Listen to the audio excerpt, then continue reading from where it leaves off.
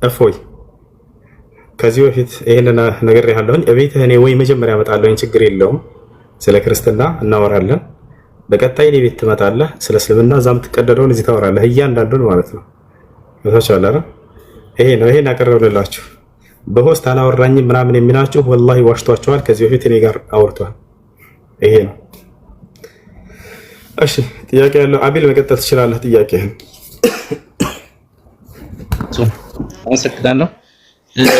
አሁን የመጨረሻ ማለት እስልምና ላይ ማለት ነው። አሁን ለምሳሌ እኛም በመጀመሪያ ሔዋንና አዳም በሰሩት ኃጢአት ነው ክርስቶስ ከድንግል ማርያም ተወልዶ ከስጋም ነፍስም ከስጋም ከደምም ከሁሉም ነገር ተስፋ ተካፍሎ እግዚአብሔር በምድር ኢየሱስ ክርስቶስ ልኮልን ተሰቅሎ ተወግሮ ብዙ መከራይቶ ለኛ ለዓለም ለሁሉም ነው። ለማንኛውም ሃይማኖት ብሎ አይከፋፍልም። ግን እስልምና ላይ አዳምና ሔዋን የሰሩት ኃጢአት ምንም የለም እና ስለዚህ መጨረሻዎች የእስልምና አስተምሮ እንዴት ነው ጀነትና ገሃነም የሚገቡት ምን አይነት ስራ ይሰሩ ናቸው? አሁን እንደተናገርከው ብሎ ኢየሱስ ክርስቶስ አስተምሯል መጽሐፍ ቅዱስ ላይ እኔ አዳምና ሔዋን በሰሩት ኃጢአት ምክንያት በእናንተ ላይ የተላለፈውን ኃጢአት ላስተሰርይላችሁ ነው የመጣሁት ብሏል። አስተምሯል ኢየሱስ ብሏል። አያሳየን የትጋ 5 ዓመት ተኩል ማለት በ5500 ዘመን ነው ወደ ምድር መጥቶ አዳምና ሔዋን በሰሩት ኃጢአት ለኛ ሲል ኢየሱስ መከራን አይቶ ይሞታልን። ኢየሱስ እንደሱ አስተምሯል ማለት መጥቶ ነው። ቃሉን ጠብቆ ነው። ቃል ነበረ። ቃሉን ነው ፈጽሞ ሄደው። እናንተ ጋር ግን አንድ መጽሐፍ ቅዱስ ላይ አለ። ማስረጃ ማውጣት ትችላለህ። ካልቻልም በላልፈዋለህ። ችግር የለውም። ትችላለህ። እሺ አልችልም። በቃ ግን ማስረጃውን ችግር የለውም። አንድ ቀን ማስረጃውን ሰንጄ ይገባለሁ። ችግር የለውም። የለም ወላሂ የለም። እኔ በየነገርህ ኢየሱስ ክርስቶስ ስለዚህ ጉዳይ አልተናገረም። መጥቶ ጭራሽ የአዳምን ስም አላነሳም። አይደለም ኃጢአቱን ምናምን ሊናገር አይደለም በዚህ ኃጢአት እንዲህ ሆኖ ገለመሌ ብሎ የክርስትና አስተምሮ ሊናገር አዳም የሚለውን ስም ራፍ አላነሳም። የሚገርም የለም፣ ውሸት ነው ይሄ። የክርስትና አስተምሮ መሰረታዊ አስተምሯችሁ የለም መጽሐፍ ቅዱስ ላይ። ቄሶቻቸው እያዋሿችሁ ነው፣ ወደ ገሃነም እየወሰዷቸው ነው። የክርስቶስ ትምህርት አይደለም ይሄ። ክርስቶስ አንዲት ቦታ ላይ አዳምና ሔዋን በሰሩት ኃጢአት ምክንያት በዚያም በኃጢአት ምክንያት በእናንተ በአዳም ልጆች ላይ የተላለፈውን ኃጢአት ላስተሰርይላችሁ መጥቻለሁ አላለም። ወፍ አይደለም የሰሩትን ኃጢአት አዳም የሚለውን ስም አላነሳም። አረባከ እያላቸው ነው ክርስቲያኖች ኮሜንት ላይ ገብታችሁ። እሺ 24000 ነቢያት ተብሏል። ግን ከ24000 ነቢያት አንዱን ተጣራልኛለህ እስልምና ሃይማኖት ነው። ምን አገናኘው ወገናችን? አንዴ ነው አርስ ተጨርስ እንጂ የለም ማስረጃ የለህም አይደል? የለኝም አልኩኝ እኮ። እሱን ችግር የለውም ማስረጃ አመጣልሃለሁ። በቃ ስለዚህ አዳም የሚለውን ቃል ኢየሱስ ጭራሽ አላነሳም። የአዳምንም ኃጢአት አላነሳም። በአዳም ኃጢአት ምክንያት በእናንተ ላይ እንዲህ ሆኖ ምናምን የለም አላለም። ለማንኛውም እሺ በእስልምና ላይ ያለን ጥያቄ ጠይቅ። ምን ነበር ጥያቄ? አንድ መጨረሻው ምንድነው መስፈርቱ? የእስልምና ሃይማኖት ላይ ጀነትና ገሃነም የሚገቡት መጨረሻ ላይ ግን ምንም የለም ነው የሚለው። መንግስተ ሰማያትን የሚወርስ እስልምና አስተምሮት ላይ የለም። ማን ነው እንደሱ ያለ? ቁርአን ቅዱሳችሁ ላይ ነው። የቱ ጋር ነው እንደሱ ያለ? እሱን ታውቀዋለህ። እኔ እንደዚህ ነው ብዬ አላውጣለሁ። እሺ ሙስሊሞች ብቻ ናቸው ጀነት የምትገቡት የሚለውን ቃል ባሳየህ ምን ትላለህ? እሱን ተውናሽ። ለማንኛውም አሁን የነቢያቶች ሙስሊሞች መንግስተ ሰማያት እንደማትገቡ ይናገራል ቁርአን። ማስረጃ አለ ወይ? ላ የለውም። ስለዚህ ነው ማስረጃ ላሳየህ ልንገርህ። አላህ ሱብሓነሁ ወተዓላ ቁርአን ላይ ምን ይላል? ኢነ الذين آمنوا وعملوا الصالحات لهم جنات النعيم ይላል። እነዚህ አምነው መልካም ነው የሰሩ ሰዎች ለእነርሱ የገነት ጸጋ አላቸው እያለ ይናገራል። خالدين فيها በእርሷ ውስጥ ዘውታሪዎች ሲሆኑ ይላል። وعد الله حقا ይህም የኔ አላህ ቃል እውነት ነው እያለ ይናገራል። ነቢያችን ሰለላሁ ዐለይሂ ወሰለም الجنة لا يدخلها إلا نفس مسلمة ገነትን ሙስሊም ነፍስ ሌላ ማንም አይገባባትም ብለው الجنة لا يدخلها إلا نفس ገነት እንደምንገባ ቃል በቃል ተቀምጦልናል። እንዲሁም ደግሞ ከሙስሊሞች ሌላ ማንም ገነት ሊገባ እንደማይችል ተቀምጧል። ማስረጃስ ገነትን የሚወርስ ማስረጃውን ታውቃለህ? አብሽር አሳያለሁ።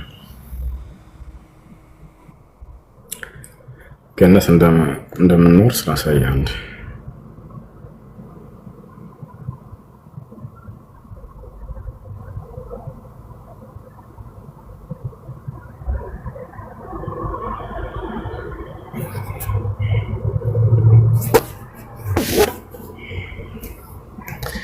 አላህ ምን ይላል እዚህ ጋር እነዚያ ያመኑና መልካሞችን የሰሩ ለእነርሱ የገነት ጸጋ አሏቸው ይላል። ያ በእርሷ ውስጥ ዘውታሪዎች ሲሆኑ ይላል። በእርሷ ውስጥ ያው ለዘላለም ዘውታሪዎች እንደሆነ ይናገራል።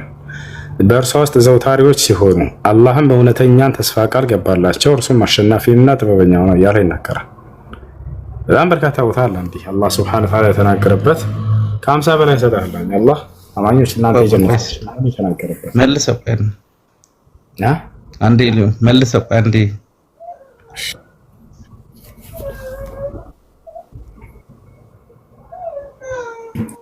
ያ እሺ እዚህ ጋር እነዚያ ያመኑ መልካሞች ይላል የሰሩ ለእነርሱም የጸጋ ገነቶች አላቸው ይላል። አሁን ገነቶች አላቸው እንጂ ተስፋ ነው እንጂ ገነት ውስጥ እንደገቡ የሚያሳይ የለም። አንተ ምድር ላይ ገብቶኛል። አንተ ገነት ውስጥ አሁን ነው እንደያልክ ያለው? አሁን እኮ ምድር ላይ ነው ያለነው። አሁንማ ምድር ላይ ነው ትክክል። ግን ስለዚህ ከዚህ ዓለም በኋላ ሰማያትን ወይም ጀነትን ውስጥ እንደሚገቡ ከዚህ ዓለም በኋላ ነው ገነት ወይ ገሃነም የሚገባው ሰው። እሺ ለፍርድ የሚቀርቡት መቼ ነው? ለፍርድስ ፍርዱንም የሚሰጥ ማን ነው? አምላካችን አላህ Subhanahu Wa Ta'ala ነው። ለፍርድ ቀኑ ባለቤት ራሱ ነው። የፍርድ ቀኑም ከሞት በኋላ ነው፣ ከትንሳኤ በኋላ። ኦኬ ስለዚህ የሞቱትም ተነስተው ነው ማለት ነው ለፍርድ የሚቀርቡት። እሺ እሱ ላይ ተመሳሳይ ነው ከኛ። እሺ አመሰግናለሁ። ሌላ ጊዜ እመጣለሁ። ተመሳሳይ ነው ያልከው? መጨረሻ ላይ ለፍርድ የሚቀርቡ በክርስትና አስተምሮት ላይ ከየትም የትም ሞተው ለፍርድ የሚቀርቡት ሁሉም ከሞቱበት ተነስተው ሌላ እሱ ላይ ገነት ክርስቲያኖች ገነት ይገባሉ የሚል ጥቅስ አለ አላው እንዴ? የት ጋር ነው ያለው? አለ ሌላ ጊዜ እመጣለሁ። ሌላ ሰዎችን አስገባ። እሺ ክርስቲያን አለ ከላይ? ሄሎ ሄሎ ወይ ሄሎ፣ ሰላም ነው? ሰላም ነው። እንዴት ነሽ? እግዚአብሔር ይመስገን አለው አለሽ። ጥያቄ ለመጠየቅ ነው ማለት መጀመሪያ ያው ስለ ሙስሊምና ስለ ክርስቲያን ያሉት ልዩነቶች ስለ ሙስሊም የነበረኛ አመለካከት በፊትና አሁን ያው አንድ አይደለም። ብዙ አዳዲስ ነገሮች ስላወቅኩ ነው እናንተ ያው እከታተላለሁ። ማለት ማወቅ ያለብኝ አንዳንድ ጊዜ ሳናቅ ብዙ የምንነቅፋቸው ነገሮች አሉ፣ ስናቅ ደግሞ ያው ማወቅ ያለብኝ ሁለቱንም ማለት ነው። እኔ ክርስቲያን ነኝ በእርግጥ ግን ስለ ሙስሊም ምንም ዜሮ በሚባል ደረጃ በማላቅበት ጊዜ የነበረኛ አመለካከትና አሁን ላይ አንድ አይደለም። ግን ደግሞ ከመጽሐፍ ቅዱስን ከባይብል ጋር ኮምፔር ለማድረግ አሁን ብሉ ኪዳንና ቁርአን አብዛኛው ነገር ተመሳሳይ ነው። ከአዲስ ኪዳን በኋላ ነው ያለው ልዩነት። ግን ደግሞ ጥያቄ ምንድነው? አሁን ቀድሞ የመጣው መጽሐፍ ቅዱስ ነው አይደል? ከቁርአን በፊት ጨርሽና ሐሳብሽ ልስማሽና እነግርሻለሁ። ችግር ጥያቄ ማለት ነው። ለምሳሌ ባይብልን ለምን ወይስ ቁርአኑ ነው እውነት የሚለውን ነገር ለመለየት ሁሉ ጊዜ መጀመሪያ ያለውን ነገር ነው አይደለ እውነት ብለህ የምትቀበለው? መጀመሪያ ሳይሆን ከአምላክ ዘንድ የመጣው በሚለው እሱ የተሻለ ይመስለኛል። ምክንያቱም መጀመሪያ ከተባለ ከመጽሐፍ ቅዱስ በፊት ብዙ መለኮታዊ መጽሐፍ ተብለው የሚታመኑ ምድር ላይ ነበሩ። እነዚያን ልናስቀድም ሊሆንብን ነው። ከዚያ ይልቅ ምን አይነት ሚዛን መሆን ያለበት በትክክል ከአምላክ የተወረደ የሆነው መጽሐፍ እሱን ነው ማስቀደም ያለብን የሚለው ሚዛን የተሻለ ይመስለኛል። ምን ይመስልሻል? ልክ ነህ። አሁን ለምሳሌ ቁርአን ጋር ስንሄድ ቁርአን አንድና አንድ በአረብኛ ነው። ምንም ትርጉምም ምንም ነገር ላይ አይለያይም። ከተተረጎመ ራሱ ቃሉ አረብኛ ወደ አማርኛ፣ አረብኛው ወደ ተለያዩ ቋንቋዎች ነው። ያው ባይብል ላይ ትንሽ ይሄ ነገር በእርግጥ የተለያየ ነው፣ ግን አመጣጣቸው ግን ባይብል እንደሚቀድም ነው እኔ ባለኝ እንትን ማለት ነው ባለኝ እውቀት። እሺ መጀመሪያ እንዳልኩት ሚዛን ሊሆን የሚገባው ቀድሞ የመጣ ነገር አይደለም። ቀድሞ በመጣ እንደሱ አይደለም፣ ከአምላክ ዘንድ የመጣ ነው። እኛ እዚህ ምድር ላይ የፈጠረን አምላክ አለ አይደለም? ያ አምላክ በነቢያት በኩል ያወረደው ቃል እሱ ነው ሊቀደም የሚገባው። ቀድሞ የመጣ በፍጹም ሚዛን ሊሆን አይችልም። አሁን ያንን ስናይ ጊዜ ቁርአንን ስናየው ሙሉ በሙሉ ከላይ እስከታች ብታዩ ከአምላክ ዘንድ የመጣ እንደሆነ ይናገራል። መጽሐፍ ቅዱስ ግን የጻፉትን ሰዎች ምን ብለው እንደጻፉ ስናይ ጊዜ ከራሳቸው መልካም ሆኖ ታይቷቸው የጻፉት እንደሆነ ራሳቸው ይገልጻሉ። እንዲሁም የተለያዩ ጽሁፎችን ተከታትለው እንደጻፉ ይገልጻሉ። ሉቃስን መጀመሪያ እንመልከተው እስኪ ምን እንዳለ የዚህ የመጽሐፍ ባለቤት። ሉቃስ በመጀመሪያ የክርስቶስ ተማሪ እንኳን አልነበረም። ይሄን ታውቂያለሽ አይደለ? አዎ ክርስቶስ አልመረጠውም። ከ12 ደቀ መዝሙሮች አልነበረም። እንዴት እንደጻፈ ራሱ ሲናገር የሚገርምሽ እኔ መልካም ታየኝ ልጽፍ ይሄን ነገር ብዙ ጽሁፎችን ተከታትዬ ምን ብዬ ነው የጻፍኩት እያለ ይናገራል። ነብዩ መሐመድ እንደዛ ነው ወይ ቁርአንን ያሳፉት? ላ አይደለም፣ በፍጹም ቃል በቃል አምላክ አላህ Subhanahu Wa Ta'ala ራሱ ነው እየተናገረ የምናገኘው። እና ተመልከቱ ቆላ ሳይሽ አንድ አዲስ ኪዳን ላይ ሉቃስ ወንጌል ምዕራፍ 1 ቁጥር 1 ላይ ምን ይላል? የከበርክ ቴዎፍሎስ ሆይ ይላል ሉቃስ። የከበርክ ቴዎፍሎስ ሆይ መቼም ይሄን እየተናገረ ያለው አምላክ አይደለም አይደል? ሉቃስ ነው። በቁርአን ላይ ግን የነብዩ መሐመድን ንግግር አታገኝም። አምላክ ራሱ ነው ያ መሐመድ እያለ የሚያናግራቸው፣ አንተ መሐመድ ሆይ የሚላቸው።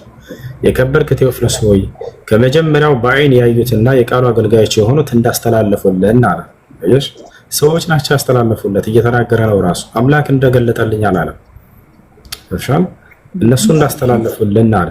ስለዚህ ከሰዎች ስለተላለፈለት በመስማት የጻፈው የሆነ መጽሐፍ ነው። በእኛ ዘንድ ስለተፈጸመው ነገር ብዙዎች ታሪክን በየተራው ለማዘጋጀት ሞከሯል።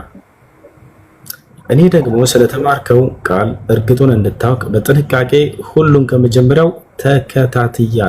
ከመጀመሪያው ተከትዬ በየተራው ልጽፍልህ መንፈስ ቅዱስ ገለጠልኝ ምናምን አይደለም፣ መልካም ሆኖ ታየኛል። እንዴት አድርጎ ነው የጻፈው ብለን ስናይ ቃላቶችን ተከታትሎ ምን ብሎ ከዚህ ብሎ የቃሉ አገልጋዮች እንዳስተላለፉልን ብሎ አስቀምጠውና ጻፈው ያካል። ወደ ቁርአን ስንመጣ ግን ሌላ ታሪክ ነው። ገና ስትገልጸው ጊዜ ቁርአን ምን ይላል? ተንዚሉል ኪታብ ላ ረይበ ፊሂ ሚን ረቢል ዓለሚን ይላል። ይህ ቁርአን መወረዱ ከዓለማቱ ጌታ ለመሆኑ ምንም ጥርጥር የሌለው ነው እያለ ይጀምራል። ራሱ አላህ ሱብሓነሁ ወተዓላ ሲያናግራቸው ኢና አንዘልና ኢለይከል ኪታበ ቢልሐቅ፣ እኔ በእውነት ይህን መጽሐፍ ወደ አንተ አወረድኩልህ እያለ ራሱ ነው የሚናገረው። ነቢዩ ሙሐመድ ሰለላሁ ዐለይሂ ወሰለም መጥተው መጀመሪያው ላይ እኔ ሙሐመድ ይህንን ልጽፍላችሁ መልካም ሆኖ ታይቶን እንደው እናንተ የተሻለ መንገድ ላሳያችሁ ምናምን የሚሉበት ታሪክ የለም እዚያ እና ቃል በቃል አምላክ አላህ Subhanahu Wa Ta'ala ራሱ ተናጋሪው አምላክ ወደ ነብዩ ሰለላሁ ዐለይሂ ወሰለም በማን በኩል ነው የሚወርድልህ እያሉ አይሁዶች የሚገርምሽ ጠይቋቸው ነበር። አይሁዶች በጣም በሳል ነበሩ፣ እንደ እውነትን ሳይቀበሉ ቀሩ እንጂ በማን በኩል ነው ሄራ የሚመጣልህ ሙሐመድ ብለው ይጠይቁ ነበር። በገብርኤል መካከል በኩል ነው የሚመጣልኝ ብለው ይነግሯቸው ነበር ራሳቸው ነብዩ ሰለላሁ ዐለይሂ ወሰለም። አን ጠሪቅ ጅብሪል መልአኩ ገብርኤል ነው ለኔ የሚያመጣልኝ ቃል ይሏቸው ነበር። እና ይሄን ነገር በቁርአን ላይ እናገኛለን። ይሄን ቁርአን ይዞት የወረደው መልአኩ ገብርኤል ነው ከአምላካችን ከአላህ ዘንድ። ማስረጃ ቁል ነዘለሁ ሩሑል ቁዱስ ሚን ረቢከ ቢልሐቅ፣ ይሄን ቁርአን በእውነት መንፈስ ቅዱስ ከጌታችሁ ከአላህ ዘንድ በእውነት አወረደው ይላል። በመንፈስ ቅዱስ ምሪት ነው የተጻፈው፣ በመንፈስ ቅዱስ ምሪት ነው የወረደው። ወኢነሁ ለተንዚሉ ረቢል ዓለሚን ነዘለ ቢሂ ሩሑል አሚን ዐላ ቀልቢከ ሊተኩነ ሚነል ሙንዚሪን ይላል። ይህ ቁርአን ከዓለማቱ ጌታ የተወረደ ነው ካለ በኋላ ታማኙ መንፈስ መልአኩ ገብርኤልን ማወረደው ወደ አንተ ከነቢያቶች እንድትሆን ዘንድ እያለ ይናገራል። ቁል መን ካነ ዐዱወን ለጅብሪል ፈኢነሁ ነዘለሁ ዐላ ቀልቢከ ቢኢዝኒላህ፣ ይሄን ቁርአን ከጌታ ከአላህ ዘንድ መልአኩ ገብርኤል አወረደው እያለ ቃል በቃል ይናገራል። ስለዚህ ከአምላክ ዘንድ የተወረደን መጽሐፍና ሰዎች እንደው መልካም ሆኖ ስለታየው የጻፈን መጽሐፍ እኩል ማድረጉን ማነጻጸሩ ራሱ ተገቢ አይደለም ብዬ ነው። እሺ ኦኬ እሺ፣ ሌላ ጥያቄ። በእርግጥ ብዙ ጥያቄዎች አሉ፣ ያው ድንገት ስለገባው ነው። ለምሳሌ አሁን ስለ ክርስቶስ በመንፈስ መወለዱን ታምናላችሁ? እሱ ድረስ ልክ ነው። ስቅለቱ ላይ ነው የማታምኑት ማለት በሱ በክርስቶስ ፋንታ ሌላ ተሰቀለ። አይ ቲንክ እንደዛ ነው አይደል? እሱ ያን ያክል አይደለም። ከሱ በላይ እርሱን አምላክ ስለማድረግ ነው እኮ። ያው እኛ ክርስቲያን አምላክ ማለት ያው እግዚአብሔር በተገባው ቃል መሰረት ማለት መጽሐፍ ቅዱስ ላይ መጀመሪያ ቃል ነበር የሚለው ዮሐንስ ወንጌል ላይ ይመጣል። ያ ቃል ክርስቶስ ነው፣ እኛ እንደምናምነው ማለት ነው። ቃል ነበረ ተብሎ ተጽፏል። ያ ቃል ማለት እንደ ክርስቲያን ያው ክርስቶስ ነው ብለን ነው እንትን የምንለው።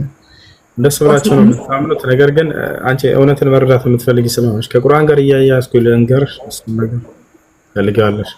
ምክንያቱም እነዚህ ባህሪ ነገራቶችን አምላክ አላህ እያነሳ ለሁላቸውን ጥያቄዎች መልስ ስለሰጠ እንድትረዱ ዘንድ እናንተ ይሁዲዎችና ክርስቲያኖች ወይ እውነቱን እወቁ ብሎ ብዙ ገልጾላቸዋል። በዚህ ጉዳይ እርሱን ወደ መለኮት ባህሪ ያሰጧቸውን አካሎች ሁሉ እየገለጸ ተናግሯል። አሁን ለምሳሌ ቃል የሚለውን ጉዳይ አንስቶታል አላህ። ዮሐንስ ነው እዛ ጋር እየተናገረ ያለው አይደለ? በመጀመሪያ ቃል ነበር፣ ቃልም ከእግዚአብሔር ዘንድ ነበር፣ ቃልም እግዚአብሔር ነበር የሚለው ዮሐንስ ነው አይደለ? አዎ። አሁን ዮሐንስ ያህያ ይባላል በእኛ የዘከርያስ ልጅ ነው። እዛም ጋር የዘከርያስ ልጅ ነው አይደለ? እሱ በቃል አማካኝነት መሲሁ እንደሚመጣ እንደሚመሰክር በቁርአን ላይ ተገልጿል። ስለዚህ በቃል አማካኝነት መጣ እንጂ ኢየሱስ ያ ቃል ራሱ ኢየሱስ ነው ማለት አይደለም። አምላክ አላህ ሱብሓነሁ ወተዓላ እርሱን በቃል አማካኝነት ብሎ መግለጹ ያስፈለገበት ምክንያት ምንድን ነው ከተባለ ምክንያቱም እነዚህ አይሁዲዎች በሚነሳበት ጊዜ በዝሙት ነው የተገኘው ብለው ስለሚወርፉት ነው። ይሄን ክብሩን ለመከላከል አይ በዝሙት ሳይሆን በቃል አማካኝነት ነው የመጣው የሚለውን ለመግለጽ ነው። ይሄን በዛው መጽሐፍም ላይ ምናልባት አንብበሽ ከሆነ ዮሐንስ ወንጌል ላይ እዛው ራሱ ላይ ታገኘዋለሽ። አይሁዶች ሲያሾፉበት ኢየሱስ ክርስቶስን ከፊቱ ቆመው እኛ ግን አባት አለን የዝሙት ልጆች አይደለን የሚሉታል አይደለ? አሁን እንደዛ ይሉታል። ይሄን ለመመለስ ተብሎ ነው ቃል የሚለው ነገር ክርስቶስን አስመልክቶ የመጣው እንጂ አምላክ አላህ በቃሉ በጣም በርካታ ፍጥረታትን አስገኝቷል እኮ። ሰማይን በቃል ላይ ያስገኛት፣ ምድርን በቃል ላይ ያስገኛት እንጂ እንዲህ ወጥሮ ሰርቷት ምናምን አይደለም። ስለዚህ ያው እና ክርስቶስን በቃል በመንፈስ የሚለውን እንደው በትኩረት አድርጎ መናገር ስለርሱ የተፈለገው በዝሙት ነው የተገኘው ብለው ለሚወርፉት የሚዘልፉት አይሁዶች አፋቸውን ለማዘጋት የሚጠቀመው የሆነ ቃሉ ነው አምላካችን አላህ እንጂ በቁርአንም ላይ ራሱ በቃል የተገኘ እንደሆነ መሲሁ ይመሰክራል ቁርአን። ነገር ግን ያ የአምላክ ቃል መጥቶ ድንግል ማርያም ውስጥ አድሮ ስጋ ለብሶ ሰው ሆነ ምናምን ብሎ ሂሳብ የለም እና በቃሉ አማካኝነት እንዳመጣው ነው አምላክ። ይሄን የሚያመላክት መጽሐፍ ቅዱስ ላይ ራሱ ልንገርሽ የሐዋርያት ሥራ ምዕራፍ 13 ቁጥር 23 ላይ ምን ይላል? እግዚአብሔርም እንደ ተስፋው ቃል ለእስራኤል መድኃኒት ይሆን ዘንድ ይህን ኢየሱስን አመጣ ይላል አይደል? አምጪው ማን ነው? እግዚአብሔር። የመጣው ማን ነው? ኢየሱስ አይደል? በምኑ መጣ ከተባለ በቃሉ አማካኝነት። አምላክ በቃሉ አማካኝነት ኢየሱስን አመጣ እንጂ የአምላክ ቃል ራሱ መጥቶ ስጋ ለብሶ ኢየሱስን ሆነ ማለት አያስኬድም። እንደዚህ አምላክ በቃሉ ሁሉን ነገር ያስገኛል። ስለዚህ አመጣው እያለ እየተናገረ አምጪው አለው እግዚአብሔር ነው ያመጣው ኢየሱስን። በምን አመጣው ከተባለ በቃሉ አማካኝነት አመጣው የሚለውን ለመግለጽ እንዳውም ክርስቶስ የተስፋ ቃል እንደሆነ ይገልጻል። ለነብያቶች ቃል ተገብቶላቸው ነበር ቀድሞ ክርስቶስ የሚባል ይመጣል እየተባለ ተነግሮላቸዋል። ያ ሲገባ የነበረው ቃል ኪዳን ዛሬ ፍጻሜውን ሲያገኝ ነው ቃልም ስጋ ሆነ እያለ እየተናገረ ያለው ፍጻሜውን አገኘ እያላቸው ነው። ኦኬ መጨረሻ ለፍርድ ክርስቶስ እንደሚመጣ በሙስሊም ዘንድ ይታመናል። በመጨረሻ ዘመን አይደል? እሺ ላስረዳሽ ነው። በመጨረሻው ዘመን ለፍርድ ይመጣል ወይ ኢየሱስ ክርስቶስ ወደሚለው ስንመጣ ጊዜ አንደኛ ይቻላል ከመፈጸሟ በፊት ነው በምድር ላይ ዳግም ይመጣል ኢየሱስ ክርስቶስ። ይሄን አላህ በቁርአን ላይ ተናግሯል። ነብዩ ሰለላሁ ዐለይሂ ወሰለም ሐዲስ ላይ ተናግረዋል። የትንሣኤ ቀን የፍርዱ ቀን ነው ወይ የሚመጣው? ላ የፍርዱ ቀን አይደለም የሚመጣው። የፍርዱ ቀን ለፍርድ የሚመጣው ማን ነው ከተባለ አምላካችን አላህ ሱብሓነሁ ወተዓላ ራሱ ነው። ወጃአ ረቡከ ይላል በቁርአን ላይ ወልመለኩ ሶፈን ሶፋ እያለ ይናገራል። ለፍርድ يجي الله سبحانه وتعالى يوم القيامة لفصل القضاء بين العباد إن ربك يحكم بينهم يوم القيامة فيما كانوا فيه يختلفون إلى እኔ ጌታ ፈርዳለሁ ትንሣኤ ቀን እያለ የፍርዱ ቀን ባለቤት ራሱ እንደሆነ ማሊክ የውም ዲን ይላል።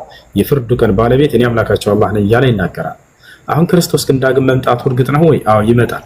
መቼ ነው የሚመጣ? የፍርዱ ቀን ነው ወይ? አይደለም። የፍርዱ ቀን ከመድረሱ የትንሣኤ ቀን ዓለም ከመፈጸሙ በፊት ነው በምድር ላይ የሚመጣው። የዛኔ በሚመጣ ጊዜ ይፈርዳል ወይንስ ያስተዳድራል በሚለው ነው። በምድር ላይ ያስተዳድራል ወይ? ያ አንድ መሪ ንጉስ ለሀገሩ ህዝቦች ያስተዳድራቸዋል፣ ይፈርድላቸዋል አይደል? በተሰጠው ህግና ስርዓት በቁርአንና በሐዲስ በነብዩ ሰለላሁ ዐለይሂ ወሰለም ላይ በተወረደው ህግና ስርዓት ለዚህ ዓለም ሰዎች ዳግም ሊያስተዳድራቸው መሲሁ ይመጣል። ይመጣል። ማስረጃ ነቢያችን ሰለላሁ ዐለይሂ ወሰለም ሐዲስ ላይ ሲናገሩ ዩሽኩ አን የንዚለ ፊኩም ዒሳ ብኑ መርየም ሐኪመን ሙቅሲጣ ብለው ተናገሩ። የማርያም ልጅ መሲሁ የዘመኑ ፍጻሜ ከመድረሱ በፊት በመካከላቸው ሊወርድ ይቀርባል፣ እርሱም የዛኔ ፍትሃዊ አስተዳዳሪ መሪ ይሆናል በመካከላቸው ብለው ተናግረዋል። ስለዚህ መሲሁ ዳግም መምጣቱ ምንም ጥርጥር የለውም። መቼ ነው የሚመጣው ወደሚለው እንምጣ። ነቢያችን ሰለላሁ ዐለይሂ ወሰለም መቼ እንደሚመጣ ሲናገሩ ላ ተቁሙ ሰዓቱ ሐታ ተረው 10 ዓላማት ሰዓ አልኩብራ ብለው ተናግረዋል። ከማ ቃለ ነብዩ ሰለላሁ ዐለይሂ ወሰለም 10 የትንሣኤ ታላላቅ ምልክቶችን እስክታዩ ድረስ ትንሣኤ አትቆምም፣ ይቻለም አትፈጸምም ማለት። ይቻለም እንድትፈጸም ዘንድ 10ቶቹ የትንሣኤ ምልክቶች መከሰት አለባቸው። እነዚህ 10ቶቹ የትንሣኤ ምልክቶች ከተከሰቱ በኋላ ዓለም ትፈጸማለች። የዛኔ ዓለም ትፈጸማለች። ከነዚህ ከ10ቶቹ መካከል መሲሁ ሶስተኛው ደረጃ ላይ ይገኛል። የመጀመሪያው ማን ነው? መህዲ የተባለ ፍትሃዊ መሪ ይነሳል። ከዚያ በኋላ ሐሰተኛው መሲህ ይነሳል። አይሁዶች እስካሁን መሲሁን እየጠበቁ እንደሆነ ታውቂያለሽ አይደል? እውነተኛውን መሲህ አንቀበልም ብለው የድንግል ማርያምን ልጅ መልሰው እስኪወለድ እየጠበቁ ነው። ያ ሐሰተኛው መሲህ በሚመጣ ጊዜ ይቀበሉታል ብለው ነብያችን ትንቢት ተናግረዋል። የሚገርምሽ ሐሰተኛው መሲህ ሲነሳ ጊዜ የዛኔ አይሁዶች ናቸው ቀድመው የሚቀበሉት። አሁን ለኛ ቃል የተገባው መሲህ ይመጣል እያሉ በተስፋ ይጠብቃሉ እስከዚያ ድረስ ብለው ነብዩ ሰለላሁ ዐለይሂ ወሰለም ተናግረዋል። ሐዲስ ላይ ይሄን ሲናገሩ ምን አሉ? يخرج الدجال من أرض خراسان فيتبعه 70,000 يهودي وعلى رؤوسهم الطيالسان ሐሰተኛው መሲህ በሚነሳ ጊዜ ደጃል በሚነሳ ጊዜ አይሁዶች የዛኔ ይቀበሉታል ነው።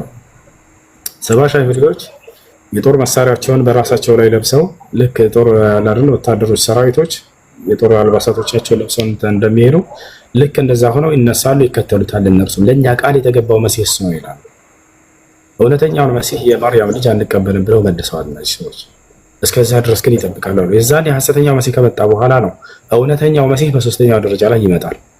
የዛኔ እውነተኛው መሲሁ ዒሳ ዓለይሂ ሰላም የማርያም ልጅ ከሰማይ ይወርዳል በምድር ላይ ነብዩ ሰለላሁ ዐለይሂ ወሰለም ሲናገሩ በመላእክት ታጅቦ ይወርዳል አሉ። ዝም ብሎ ብቻውን አይደለም የሚወርደው፣ በመላእክት ታጅቦ ይወርዳል። ከዚያ በኋላ እነዚያ የካዱት ሁሉ ከእግሩ በታች ይሆናሉ። ማን ነበር የካዱት? አይሁዶች አይደለ? ይሁዳ እነርሱ ከእግሩ በታች ያደርግለታል አምላክ አላህ ሱብሓነሁ ወተዓላ። ሁሉን ጠላቱን ካሸነፈና ከእግሩ በታች ካደረጋቸው በኋላ ሁሉን ለአንዱ አምላክ ያስገዛል መሲሁ። የዚያኔም እርሱ እንደማናችንም ከኛ ጋር ከአማኞችም ጋር ሆኖ ለአንዱ አምላክ የሚገዛ ይሆናል። ወተሻለ አይደለ? ይሄን የሚያመላክት መጽሐፍ ላይ አለ። ሁሉም ጠላቱን ከእግሩ በታች ካደረገለት በኋላ ግን ሁሉ በሁሉ ይሆን ዘንድ የዛኔ ሁሉን ላስገዛለት ለአንዱ አምላክ ራሱ መሲሁም ይገዛል። አይሽ አይደለ? ስለዚህ የምድር ሰው ሁሉ እንዳለ የዛኔ ለአንዱ አምላክ እንዲገዙ ያደርጋል መሲሁ። ለአንዱ አምላክ ለአላህ ብቻ እንዲገዙ ያደርጋል። ቃል በቃል ሐዲስ ላይ ነብዩ ሰለላሁ ዐለይሂ ወሰለም ሲናገሩ ፈላ يعبد في زمانه الا الله አሉ። በመሲሁ ዘመን የዛኔ ከአላህ በስተቀር ማንም አይመለክም ምድር ላይ አሉ። አላህ ጠላቶችን ሁሉ ከእግሩ በታች ያደርግለታል ለመሲሁ። እነዛ ይሁዶችን ያሸንፋቸዋል። እነርሱ ገድለነዋል ሰቅለነዋል ብለው ለዘላለም ፎክረው ይኖራሉ እስከ ትንሣኤ ቀን ድረስ። ነገር ግን አልገደሉትም፣ አልሰቀሉትም። በእነርሱ ላይ አላህ የበላይነትን ያጎናጽፈዋል እስከ ትንሣኤ ቀን ድረስ። አላህም በቁርአን ላይ ሲናገር وإذ قال الله يا عيسى إني متوفيك ورافعك إلي ومطهرك من الذين كفروا وجاعل الذين اتبعوك فوق الذين كفروا إلى يوم القيامة እነዛን ከተከተሉህን እስከ ትንሣኤ ቀን ድረስ የበላይ አደርጋለሁ ከፍ አደርጋለሁ ይብሎታል አላህ ሱብሓነሁ ወተዓላ። የዛኔ መሲሁ በሶስተኛው ደረጃ ላይ ይመጣል። የዛኔ በሚመጣ ጊዜ ነው ያስተዳድራል ለምድር ሰዎች እንደ መሪ ይሆናል። እኛ ነብይን አክብረን የምንቀበል ትውልዶች ነን። ነብይ ዒሳ በሚመጣ ጊዜ ያስተዳደሩን ስርዓት ለእርሱ አሳልፈን እንሰጣለን። የዛኔ የሚመራውን በቁርአን እና በሐዲስ ነው ብለው ነብዩ ሰለላሁ ዐለይሂ ወሰለም ተናግረዋል። ወተሻሊ በቁርአን የኡምኩም ቢኪታቢላሂ ወሱነቲ ያሉ ቃል በቃል በቁርአንና በሐዲስ የሚያስተዳድራቸው ይፈርዳል የሚለው ያ ነው ትርጉሙ። መፍረድ የሚባለው ነገር አምላክ ለነብያት የሚሰጣቸው የሆነ ስርዓት ነው በምድር ላይ። ነብዩ መሐመድን ሲናገራቸው አላህ በቁርአን ላይ ምን ይላል? ሰለላሁ ዐለይሂ ወሰለም ወአን ይሕኩም በይነሁም ይላል። ሙሐመድ ሆይ በሰዎች መካከል ፍረድ ይላቸዋል። ፍረድ ስለተባሉ አምላክ ናቸው ማለት ነው አይደለም። የሚፈርዱት አምላክ በወረደው ህግና ስርዓት ነው። ፈላ ወረቢከ ላ ዩእሚኑነ ሐታ ዩሐኪሙከ ፊማ ሸጀረ በይነሁም ይላል። ሙሐመድ ሆይ ሰዎች በመካከላቸው በተፈጠረ ችግር አንተን መተው እስካላስፈረዱ ድረስ አላመኑም እያለ ይናገራል። ስለዚህ ፍርድን ይሰጣቸዋል አምላክ አላህ በምድር ላይ። መሲሁም የዛኔ በምድር ሰዎች ላይ አላህ ባወረደው ቁርአንና ሐዲስ ለሰዎች ይፈርድላቸዋል፣ ያስተዳድራቸዋል። እንደ መሪ ሆኖ ያስተዳድራል። በእርሱ ዘመን ፍቅር ይነግሳል ጀማዓ። በእርሱ ዘመን የዓለም ሰው ሁሉ ይዋደዳል። በእርሱ ዘመን የዓለም ሰው ሁሉ ባለጸጋ ይሆናል። ወዩፊዱል ማል አሉ ነብዩ ሰለላሁ ዐለይሂ ወሰለም ገንዘብንም ያትረፈርፋል ለድሃዎች አሉ። ፍትሃዊ ሲሆን መሪ በተለይ የአላህ ነብያቶች ከሆኑ ስለ ምድራዊ ህይወታቸው አይኖሩም ያ ጀማዓ። ስለዚህ ለምድር ሰው እንዳለ ጸጋን አትረፍርፈው ይሰጣቸዋል መሲሁ ዒሳ ዐለይሂ ሰላም። ወዩፊዱል ማል በዚያን ጊዜ አንዲት መጽዋዕትን የሚቀበል ድሃ አይኖርም አሉ ነብዩ ሰለላሁ ዐለይሂ ወሰለም። ሐዲስ ላይ ሲናገሩ ምን አሉ? ተሰደቁ ቀብለ አን የእቲ ዐለ ናሲ ዘማኑን የኽሩጁ ረጁሉ ቢሰደቀቲሂ ፈየርጅዑ ቢሰደቀቲሂ ወላ የቅበሉሁ አሐድ ሚነ ናስ አሉ። ወከማ ቃለ ነብዩ ሰለላሁ ዐለይሂ ወሰለም ሰዎች ወይ አሉ ነብዩ ሰለላሁ ዐለይሂ ወሰለም ምጽዋትን አድርጉ፣ ለድሃዎች ሰደቃን ስጡ አሉ። የሆነ ጊዜ በሰዎች ላይ ከመምጣቱ በፊት በዚያ ዘመን ሰዎች ምጽዋት ለማድረግ ለድሃዎች ገንዘባቸውን በጆንያ ይዘው ወጥተው የሚቀበላቸው ሳያገኙ ይዘውት ይመለሱታል አሉ። ያሰላም በጆንያ ይዞ ይመጣል ሰውየው ሰደቃ ለመስጠት ከአላህ ዘንድ ምንዳ ለማስመዝገብ። የሚቀበለው ድሃ አጥቶ ገንዘቡን ይዞ ወደ ቤቱ ይመለሳል። የዛኔ አሉ هذا ዘመኑ ዒሳ የዒሳ ዘመን ነው። ለምንድን ነው የሁሉ ጸጋና በረከት የተትረፈረፈው? የዛኔ ወደሚለው እንምጣ። የዛኔ ተናዳፊ እንስሳቶች መናደፋቸውን ያቆማሉ ብለዋል ሁሉ ነብዩ ሰለላሁ ዐለይሂ ወሰለም። አንበሳና አህያ በአንድ ቦታ እስከሚበሉ ድረስም ይሆናሉ አሉ። ሕፃን ልጅ አጠገብ እባብ እያለፈ የማይነድፈውም ይሆናልም አሉ። ፍቅር ሁሉ በሰዎች መካከል ሳይሆን በተናዳፊ አራዊቶች መካከል ሁሉ ፍቅር ይነግሳል። ነብዩ ሰለላሁ ዐለይሂ ወሰለም ተናግረዋል። ጸጋ ሁሉ ይትረፈረፋል በመሲሁ ዘመን። ለምንድን ነው ይሄ ሁሉ የሆነው? ምክንያቱም የዛኔ ቅድም እንዳልኩሽ በምድር ሰዎች ሁሉ ላይ እንዳለ የአምላክ ህግና ስርዓት ይነግሳል። የምድር ሰው ሁሉ ለአንዱ አምላክ ይገዛል። ፈላ ዩዕበዱ ፊ ዘማኒሂ ኢለላህ አሉ ነብዩ ሰለላሁ ዐለይሂ ወሰለም። በመሲሁ ዘመን አንድና ብቸኛ የሆነው አምላክ አላህ ብቻ ይመለካል። በቁርአንና በሐዲስ ዓለም ትተዳደራለች። የአምላክን ህግና ስርዓት በምትፈጸም ጊዜ እዚህ ዓለም ላይ አላህ ቃል የገባው ነገር አለ በቁርአን ላይ። ቃል ኪዳኑ ምንድነው? ወለው አነ አህለል ቁራ አመኑ ወተቀው ለፈተሕና ዐለይሂም በረካቲን ሚነስ ሰማኢ ወልአርድ ይላል። ወላኪን ከዘቡ ፈአኽዝናሁም ቢማ ካኑ የክሲቡን አሉ። የዚህ ዓለም ሰዎች በእኔ ቢያምኑና እኔም ቢፈሩ በእኔ ህግና ስርዓት ቢተዳደሩ በረከትን ከሰማይ ባወረድኩላቸው ከምድር ባወጣሁላቸው ነበር ብሎ ቃል ገብቷል። የዛኔ በመሲሁ ዘመን የዓለም ሰው ሁሉ ለአንዱ አምላክ ይገዛል። በአንዱ አምላክ ሁሉ የሚያምን ይሆናል። አንድ ከሃዲ አይኖርም። የዛኔ አንድ ከሃዲ አይኖርም። ሁሉም ለአንዱ አምላክ በሚገዙ ጊዜ አምላክ አላህ ጸጋና በረከትን ያትረፈርፋል በዚች ዓለም ላይ።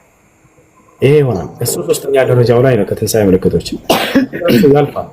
አራተኛ፣ አምስተኛ፣ ስድስተኛ፣ ሰባተኛ፣ 8፣ 9፣ 10 የትንሣኤ ምልክት ከተከሰቱ በኋላ የዛኔ ዓለም ትፈጸማለች እና የመሲሁ ዳግም መምጣትና ማስተዳደር መፍረድ የሚባለው ከዚህ አንጻር ነው እንጂ ከሞት በኋላ ስለሚሆነው ፍርድ አይደለም። ያ የአምላካችን የአላህ ሱብሓነሁ ወተዓላ ብቻ።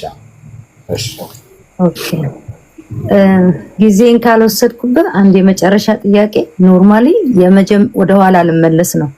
ይሄ ጥያቄ ያው በክርስትና መልሱን ስላጣሁት ነው። መጀመሪያ ኦሪት ዘፍጥረት ላይ ሊሄድልህ ነው። ገና ምድር ስትፈጠር ማለት ነው። አዳም እግዚአብሔር አዳምን ፈጠረ። ከአዳም ጎን ያው አንድ ስለሆነ እኔን ጥያቄ አንተን የምጠይቀው ምናልባት ቁርአን ላይ መልስ ካለው ከአዳም ጎን ደግሞ ሔዋን ተፈጠረች አይደል? ከዛ ያኔ የነበሩት አዳምና ሔዋን ብቻ ነበሩ። ያው ፍሬውን በልተው ምናምን ተባረሩ፣ ከገነት ተባረሩ። ከዛም በኋላ አዳምና ሔዋን አቤልና ቃየልን ወለዱ አይደል? አቤልና ቃየል ሁለት ወንድ ናቸው። ከዛ አቤል ቃየልን ነው የገደለው፣ ቃየል አቤልን ነው። እሺ አንዱን ገደለ። ስለሚምታታብኝ ነው። ቃየል አቤልን ገደለ። ቃየል አቤልን ከገደለ በኋላ ቃየል በጣም ርቆ ነው ሄደው አይደል? በጣም ብዙ ማይል ርቆ ሄደ። አሁን ማን ቀሩ? አዳምና ሔዋንና ቃየል ናቸው የቀሩት። ከዛ ከብዙ ጊዜ በኋላ አዳምና ሔዋን ድጋሚ ወንድ ልጅ ወለዱ፣ ሴት የሚባል እየሰማኸኝ ነው አይደል? ሴት የሚባል ወንድ ልጅ ወለዱ። ስሙ ነው እንጂ ሴት ጾታ ወንድ ነው፣ ሴት ይባላል። ከዛ በኋላ ቃየል ደግሞ ባለበት እሱም ወልዷል። እስከዚህ ጊዜ ድረስ የነበሩት ሴት የነበረችው ሐዋ ብቻ ናት፣ ሔዋን ብቻ ናት፣ ወንዶች ናቸው። ታዲያ አቤል ከየትኛዋ ሴት ነው የወለደ? ቃየል ከየትኛዋ ሴት ወለደ? በጣም ጥሩ ጥያቄ። እሺ እንደ እስላም ባይብል ላይ ስለሌለ መልሱን ስላጣሁኝ ሜቢ ቁርአን ላይ ካለ ብዬ ነው። በጣም ብዙ የቴዎሎጂስቶችንም ጠይቄያለሁ። ብዙ ጠይቄ መልሱን አላገኘሁም ማንም ጋር። በጣም ጥሩ። አዳምና ሔዋን ይቅርታ ግን ወደኋላ መለስኩ። ሶሪ። ሌላም አብሽሪ ደስ ያለሽን ጥያቄ ነው ጠይቅ ትችያለሽ። ጥሩ ጥያቄ ነው። አዳምና ሔዋን በምድር ላይ መጡ ከሰማይ። አላህ ሱብሓነሁ ወተዓላ ውረዱ አላቸው ከጀነት። ወላሂቱ ሚንሃ ጀሚዓ በል ሁላቸውም ወደ ምድር ውረዱ አላቸው። በምድር ላይ ከወረዱ በኋላ እንዴት ነው የተባዙት ወደሚለው ስንመጣ ጊዜ ሔዋን መንታ ልጆችን ለ20 ጊዜ ወልዳለች። መቼ እሷ ሔዋን ማለት ነው በየጊዜው ስትወልድ ነበረችው። በዚህ መልኩ ነው መንታ ልጆችን ትወልዳለች። በእያንዳንዱ መንታ ላይ ወንድና ሴት ናቸው የምትወልዳቸው። ወንድና ሴት ትወልዳለች። የጋብቻውንም ስነ ስርዓት አምላክ አላህ ሱብሓነሁ ወተዓላ ምን አደረገ? የመጀመሪያ የተወለደው ወንድ ሁለተኛ ከምትወለደዋ ሴት ልጅ ጋር እንዲጋባ፣ የመጀመሪያ የተወለደችዋ ሴት ከሁለተኛው የሚወለደው ወንድ ልጅ ጋር እንድትጋባ ህግ አወጣላቸው። ቁርአን ላይ ያለ ልመጣ ነው። አንድ ልጨርስና ከዛ በኋላ ሰጥሻለሁ። ከዛ በኋላ ይሄን ነገር ቃይል ወይንም ደግሞ ቃቢል አልተስማማም። ለበሻል እኔ ከኔ ጋር የተወለደችዋን ካልሆነ ላገባ አልችልም ማለት ያቺኛው አልጣመቸውም። ይሄን አደርጋለሁ ሲል ጊዜ እንግዲህ ወደስ ቁርባን አቅርቡ ይባላሉ። ምን ታደርጉታል? እሺ ቁርባን ሲያቀርቡ ጊዜ የአቤል ይቀበለዋል ወይም አቤል ልበልልሽ። እሺ ዮዳ ከኔ ጋር ነሽ። የአቤል ተቀባይነት ያገኛል። ስለዚህ ህጉ የሚሆነው ለማን ነው? የአቤል ተቀባይነት ሆነ። በዚህ ጊዜ አዳም ይወጣል። ወንድምህን ጠብቀው አንዳቸው ሌላቸውን ያግዝ ምናምን ብሎት ይህንን ነግረዋቸው ይወጣሉ። በዚህ ጊዜ ነው ሰይጣን መጥቶ ቃየልን የወሰወሰው። አዳም ሳይመጣ በፊትና ከአንተ ጋር የተወለደችዋን እህትህን ለአቤል ሳይድርብህ በፊት ቃየል ሆይ ወንድምህን ቶሎ ግደለው ይለዋል። እሱን ከገደልክ እህቱን የማግኘት እድል ያለህና ይዛል። ካልሆነ ግን አዳም ዳግም ሲመለስ የግዴታ በህጉ መሰረት እህትህን አታገኛትም ከአንተ ጋር የተወለደችውን ይለዋል። በዚህ ጊዜ ያለው መንገድ ቃየል ወንድሙን መግደል ብቻ ነበር። ለዚህም ሲል ቶሎ ብሎ ወንድሙን ለመግደል ያስባል። ለመገዳደል እንዳሰቡ ይህን ታሪካቸውን አላህ በቁርአን ላይ ይገልጸዋል። ልክ እርሱን ለመግደል በፈለገ ጊዜ ሰው ከዚያ በፊት ተገዳድሎ አያውቅም። እንዴት እንደሚገድል አላወቅም። እንዲህ ጠመልለዋል፣ ምን ይለዋል፣ በቃ መግደል አላወቅም። እንዳውም ቃየልና ሀቤል የተነጋገሩትን አላህ በቁርአን ላይ ይጠቅሰዋል። ወትሉ ዐለይሂም ነበአ ብነይ አደመ ቢልሐቅ ኢዝ ቀረበ ቁርባናን ፈተቁቢለ ሚን አሐዲሂማ ወለም የተቀበል ሚነል አኸር ቃለ ለአቅቱለነክ እገልሃለሁኝ አለ። ቃየል ሀቤልን ማለት ነው። ቃለ ኢነማ የተቀበሉ ላሁ ሚነል ሙተቂን ለኢን በሰጥተ ኢለየ የደከ ሊተቅቱለኒ ማ አነ ቢባሲጢን የድየ ኢለይከ ሊአቅቱለክ። አቤል ለቃየል ምን አለው? አንተ እኔን ለመግደል እጅህን ወደ እኔ በተዘረጋ፣ እኔ ግን አንተን ለመግደል እጅህን ወደ አንተ አልዘረጋም። ኢኒ አኻፉ ላህ ረብል ዓለሚን፣ እኔ የዓለማቱን ጌታ አላህን እፈራለሁኝና አንተን ለመግደል አልሻም። አንተ የፈለግከውን እኔን ለመግደል ብታደርግም እንኳን አለ። በዚህ ጊዜ መግደል ሲያደርገው ጊዜ ቃየል ሰው አልተገዳደለም ብዬሻለሁ ከዚያ በፊት አያውቅም እንዴት እንደሚገድል፣ አገዳደል እንዴት እንደሆነ አልተማረም። ስለዚህ ይህንን ለማሳየት ከሰይጣን ክፉል ነገር ለማሳየት ሰይጣን መጣና ቁራ ያዘና ወፍ በድንጋይ እንዲህ እየቀጠቀጠ ሲገድል አሳየው። ከፊቱ እንዲህ እየቀጠቀጠ ገድሎ አሳየው። ቃየል ለሃ እንዲህም መግደል ይቻላል ማለት ነው አለና ድንጋይና እንጨቶችን አንስቶ በዚያ መምታት ጀመረ። ወንድሙ ወዳም ገደለው። ወንድሙ ከገደለው በኋላ አዳም ቢመጣብኝ አባቴ ምን ላደርግ ነው የሚለው ደግሞ ሌላ ሐሳብ ሆነበት። ማን? ቃየል። አባቴ ሲመጣ ማን ገደለው ምን ሆነ ቢለኝ ጥያቄ ሊሆንብኝ ነው፣ እንዴት ልደብቀዋል? አሁንም ከዚያ በፊት ሰው ተቀባብሎ አያውቅም፣ እንዴት እንደሚቀበርም አያውቅም፣ ምን እንደሚያደርግም ጨነቀው። መቅበር ደግሞ መልካም ነገር ነው አይደለ? የሞተን አስክሬን አንስታችሁ መንገድ ላይ ብታልፉት ክፉ ነው። ነገር ግን ያንን አንስታችሁ ሰው የሚግደለው በሰላማዊ መንገድ የሚሞት ያንን መሰተሩ መልካም ነገር ነው አይደለ? መልካምን ነገር ደግሞ አላህ ሊያስተምረው ምን አደረገ? አላህ ሱብሓነሁ ወተዓላ ቁራ ላከ። ያንን ቁራ የገደለውን የሚመስል ሌላን ቁራ ላከና ያ ህያው የሆነው ቁራ መጥቶ ከቃየል ፊት መሬት እንዲህ ቆፈረና ያን የሞተውን ቁራ ቀበረው። ሌላኛው ቁራ ማለት ነው። እንዲህም መፈተር ይቻላል ማለት ነው፣ መቅበር ይቻላል አለና ይሄን ነገር ቃየል የወንድሙን አስክሬን ቆፈረና ቀበረው። የወንድሙን አስክሬን አነሳና ቀበረው። ይሄን መልካም ነገር አምላክ አላህ Subhanahu Wa Ta'ala አሳየው። ይሄን አደረገ። ከዚያ በኋላ ሙፈሲሮች እንደሚያነሱ ከዚያ በኋላ ምን ሆነ?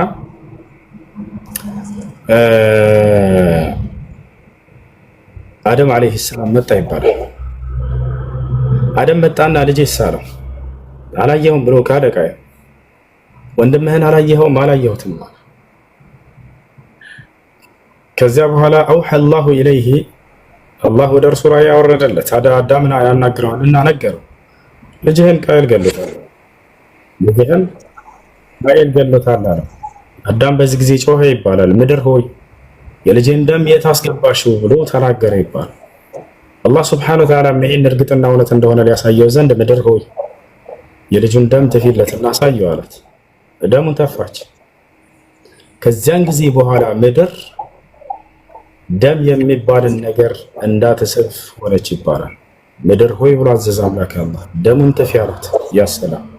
ከዚያን ጊዜ በኋላ አሁን ምድር ላይ የፈለገ ደም ብታፈስ አይገባም ወደ ውስጥ አይሰርግም፣ ከላይ ደርቆ ይቀራታል እንጂ የምንም ደም ይሁን የሰውም የእንስሳትም ሌላ ፈሳሽ ነገር ግን ብታደርግ ወደ ውስጥ ይገባል። የሚገርም ውሃ አፍስስ ምን አፍስስ ምናምን ዘይት አፍስስ ምን አፍስስ ወደ ውስጥ ይገባል።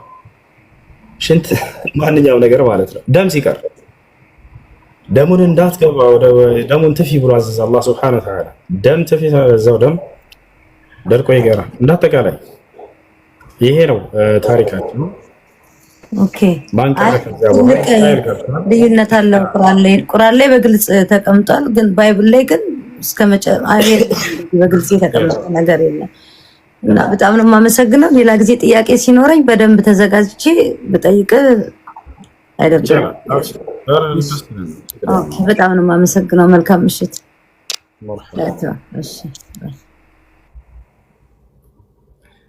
ጥያቄ አለ?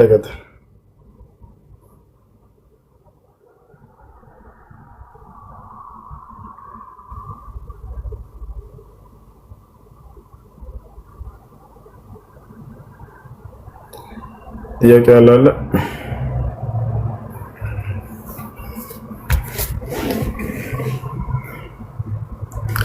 አድሚኖች ካላችሁ በተራ አስገባቸው። ሰላም አለይኩም ወራህመቱላህ። እንዴት ነው? ሰላም ነው? ወአለይኩም ሰላም። አህለን ሰላም ነው ወይ? እንዴት ነው? አልሐምዱሊላህ። እሺ እንትን ቪዲዮ ፖስቼ ነበር እንዲያዩት ነው። ያ ጀማ የፖስተትኩት ቪዲዮ አለ፣ ገብታችሁ ኢንሻአላህ ሼር ኮፒ ሊንክ አድርጉት። ካንተን ኢንሻአላህ ጀዛከላሁ ኸይር። መርሐባ። የቀደሙን ቢያንስ ትንሽ ላሳያቸው። እሺ በጥቅሉ ታሪኩን አላህ Subhanahu Wa Ta'ala ሱረቱል ማኢዳ ላይ ቀደም እስካሁን ያነበብኩትን የተወሰነውን አንስቶታል። ሌላውን ደግሞ እዛው ኢማም አልጠበሪ ምን ይላሉ? روى ابن جرير الطبري بإسناده عن السدي فيما ذكر عن أبي مالك وعن أبي صالح عن ابن عباس وعن مرة بن مسعود وعن ناس من أصحاب النبي صلى الله عليه وسلم وكان يولد لآدم مولود إلا وكان لا يولد لآدم مولود إلا ولد معه جارية. قدم እንዳልኳችሁ ለአደም አንዲትም ወንድ ልጅ አይሰጠው የማይወለድለትም ነበር ከእርሷ ጋር አብሮ መንትያ ሴት የምትወለድለት ብትሆን እንጂ ይላል። ያ ተፍሲር الطبሪ ላይ ታገኝታላችሁ። ነብያችን ሰለላሁ ዐለይሂ ወሰለም ምን አሉ? የሰው ልጅ አመጣጥ ከአደምና ከሐዋ በኋላ ሐዋ መንታ ያደረገች ትወልድ ነበር። وكان لا يولد لآدم مولود إلا ومعه جارية فكان ترى يقابل سرعات እንዴት ነው የሚሆነው? فكان يزوج غلام هذا البطن جارية يعني هذا البطن الآخر የሚያጋባቸውም እንዴት ነበር? አደም አለይሂ ሰላም መንታ ይወለዳሉ አይደለ? የመጀመሪያ የተወለደው ወንድ ከሁለተኛ ከምትወለደው ሴት ጋር ይጋባሉ። የመጀመሪያ የምትወለደው ሴት ከሁለተኛ ወንድ ጋር ትጋባለች ማለት ነው። ويزوج جارية هذا البطن غلام هذا البطن الآخر አንዴ ወደ አማርኛ ቀይሬ ላሳይሽ የጠየቅሽልሽ ማስረጃ ጋር እንዲሆን ማለት ነው። እሺ ያን እዚህ ጋር ይገኛል። ወደ አማርኛ ልቀይረው። ይሄን እዚህ እያለ ከቀይረልን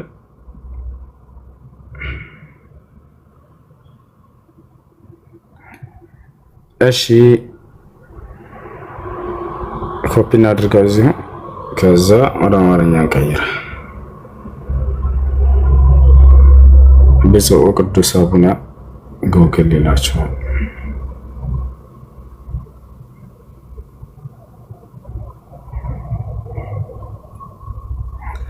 እሺ በትክክል ተርጉሞት ከሆነ እንመልከት። ኢብኑ ጀሪር አጠበሪ በዘገቡት ሰንሰለት የአልሱዲ ላይ እንዲህ ብለዋል። በአልሱዲ ረዲየላሁ አንሁ በአቡ ማሊክ እና በአቡ ሳሊሕ ኢብኑ ዓባስ ረዲየላሁ አንሁ እንዲሁም ሙራህ ረዲየላሁ አን ኢብኑ መስዑድ ዘግበውታል እና በአንዳንድ ነቢዩ ሰለላሁ ዐለይሂ ወሰለም ምን ይላል? በአንዳንድ የነቢ ሰለላሁ ዐለይሂ ወሰለም ባልደረቦችም ረዲየላሁ አንሁ ለአደም ተመልከች እዚህ ጋር ለአደም ምንም ልጅ አልተወለደም ሴት ልጅ ከእርሱ ጋር ከመወለዱ በቀር ቢሆን እንጂ ይላል።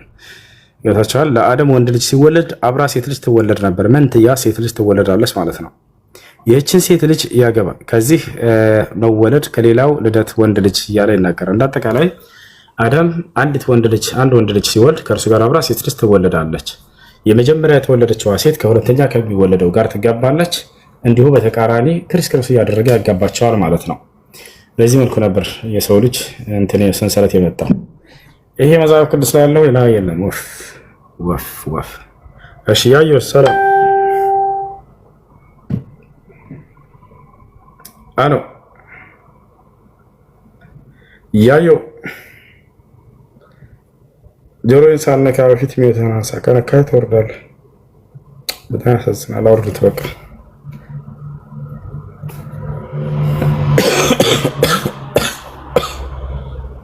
ወአለይኩም ሰላም ወራህመቱላህ።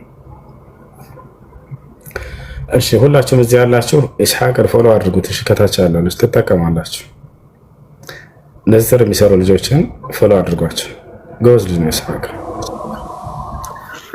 አቤል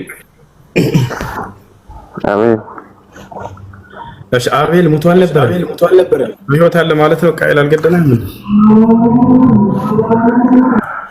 ትንሣኤ ተነስቻለሁ። ትንሣኤና ሞት እኔ ነኝ ብሏል። አንተም ትንሣኤ ነህ ማለት ነው። ጥያቄ አይደለም። ጥያቄ አለ? አዎ ጥያቄ አለኝ።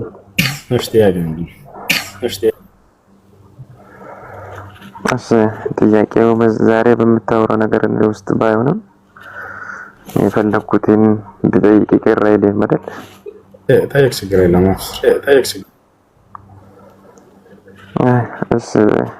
ኢየሱስ ክርስቶስ በቁርአን ውስጥ የተጻፈ ነው እና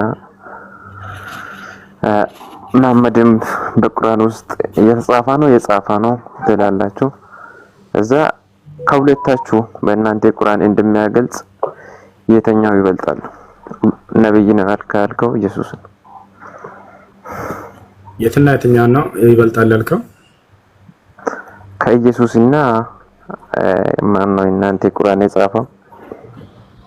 ኢየሱስና መሐመድ ከነቢያችን መሐመድ። እሺ በመጀመሪያ ሁለቱም የአላህ መልእክተኛና ነብያቶች ናቸው ብለን እናምናለን። ሁለቱም እንወዳቸዋለን።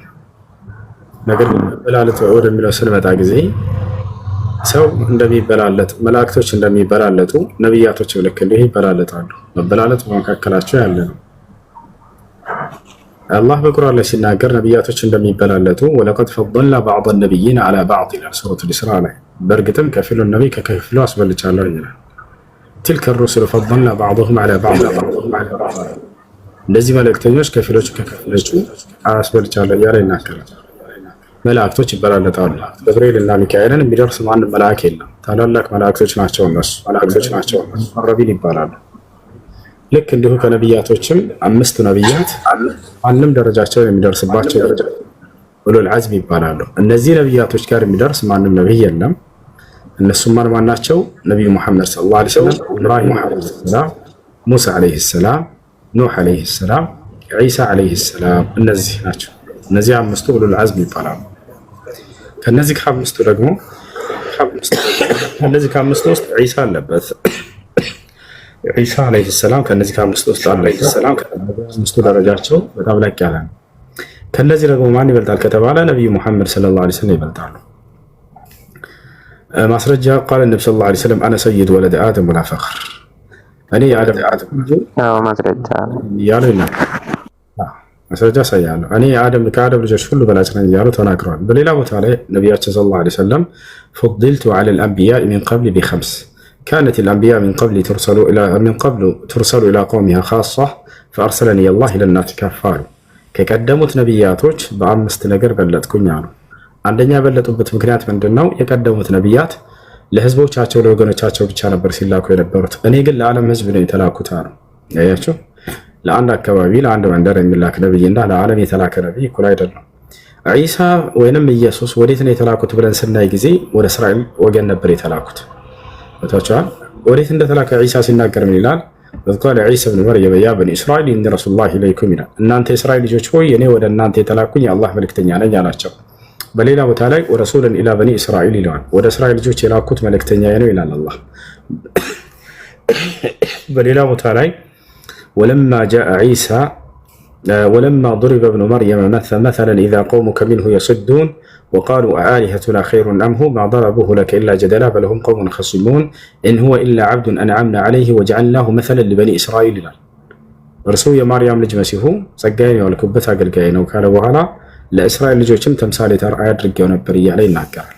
ይህም ሁሉ ካየን ነቢዩ ሙሐመድ ሰለላሁ ዐለይሂ ወሰለም ደግሞ ወዴት ነው የተላኩት ብለን ስናይ ጊዜ አላህ በሱረቱል አንቢያ መጨረሻው ገጽ ላይ ምን ይላል? ወማ አርሰልናከ ኢላ ረሕመተን ሊልዓለሚን ይላል። ለዓለማት እዝነት አድርገን የላኩ ይላቸዋል። በሱራ ሰብዕ ላይ አላህ ሲናገር ምን ይላል? ወማ አርሰልናከ ኢላ ካፈተን ሊናስ፣ አጠቃላይ ለሰዎች ሁሉ ነው የላኩ ይላቸዋል። በሱረቱል አዕራፍ ላይ አላህ ሲናገር ምን ይላል? ቁል ያ አዩሃ ናስ ኢኒ ረሱሉላሂ ኢለይኩም ጀሚዓን ይላል። ሙሐመድ ሆይ ለሰዎች እንዲህ በላቸው፣ ሰዎች ሆይ እኔ አጠቃላይ ወደ እናንተ ለሁላቸው የተላኩኝ የአላህ መልእክተኛ ነኝ በላቸው እያለ ይናገራል። ይሄን ይመስላል። እሺ አሁን እኮ ስታወራው ስታስረዳ ስለ መሐመድ የጻፈው ሌላ ነብይ እንደሌለ ነው የነገርከው። እሱ የራሱ ነው ለራሱ እኔ ከሌላው ነብዮች ይለያለሁ በዚህ ሁኔታ ይለያለሁ ብሎ አውጥቷል። ግን ለምሳሌ እኔም አሁን በዚህ እሱ እንዳወራ ቢሆን ከማንም እኔ ይበልጣለሁ ብዬ አንድ ነገር ቢያወራ መብለጥ አይሆንም። ማሳመንና መብለጡን መንገር ያለብኝ ቆይ አንዴ መብለጡን መንገር ያለብኝ ራሱ የተናገረ ያ ራሱ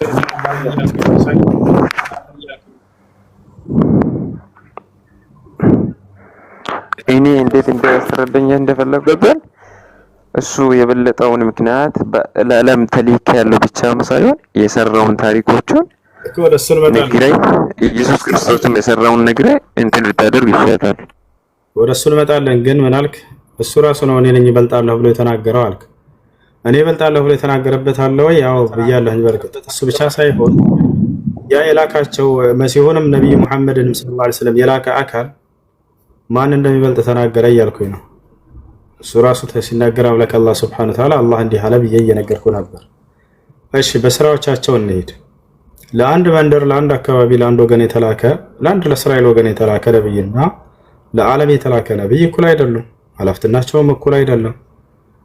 የታላረ ይህን ቃል በቃል ነብያችን ሰለላሁ ዐለይሂ ወሰለም ይናገራሉ። ሁሉም ነብያት ሲላክ ጊዜ ለወገኑ ለህዝቡ ነው የሚላከው። በዚህ አካባቢ ካለ ኮምቦልቻ ላይ ካለ አንድ ነብይ ለዛው አካባቢ ነበር የሚላከው። ለሌላው ህዝብ ማን አለው ከተባለ ለዚያም ህዝብ ሌላ ነብይ አላህ ያስነሳላቸው ነበር። በአንድ ዘመን በርካታ ነብያትን በተለያዩ ከተማዎች ላይ ይልካል አላህ። አብርሃምን በአንድ ቦታ ልኮት አይተህ ከሆነ ሎጥን በሌላ ከተማ ላይ ልኮታል። በዚያው በአብርሃም ጊዜ አንተ ትበቃለህ ለዓለም አላለውም አብርሃም። አያ ሎጥ በሌላ ከተማ ተልኳል። ኢስማኤል በዛው ሌላ ቦታ ላይ መካ ላይ ተልኳል። በዛው ደግሞ ኢስሐቅም ተልኳል። በዛው ያዕቆብም ተልኳል። በዛው በግብጽ ላይ ደግሞ ዮሴፍ ተልኳል። በአንድ ጊዜ በርካታ 10፣ 20፣ 30 ነብያቶችን አላህ ይልክ ነበር። ኢየሱስ ባለበት ዘመን ራሱ ዮሐንስ ነበር አይደል? የዘከርያስ ልጅ ዮሐንስ ራሱ አለ፣ ዘከርያስ አለ፣ ኢየሱስ አለ። ከዚያም በፊት ዳዊት ባለበት ቦታ ሰለሞን አለ።